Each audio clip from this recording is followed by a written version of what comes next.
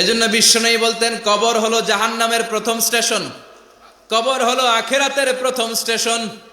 কবরের এই স্টেশনে যদি মাফ পাওয়া যায়, সামনে যতগুলো স্টেশন পার হতে হবে সবগুলারে সহজ করে দিবে কে?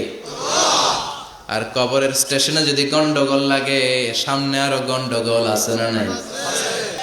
বিশ্বনবী বলতেন আমি দেখেছি কবরের মধ্যে তোমাদেরকে প্রশ্ন করা হবে, কবরে তোমাদের পরীক্ষা নেওয়া হবে। পুরো দুনিয়াটাই যেমনি পরীক্ষা, আখিরাতের প্রথম স্টেশন কবরেও পরীক্ষা আছে না নাই?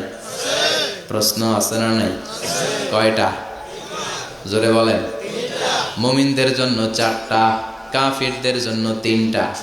ভালো করে জানেন, চিল্লায় বলেন মুমিনদের জন্য কয়টা, কাফিরদের কয়টা? প্রশ্নপত্র ফাঁস করে দিছে কে? কথা কম। এরপরও যদি ফেল করি দোষ কার? দোষ আমাদের, আমাদের দোষ।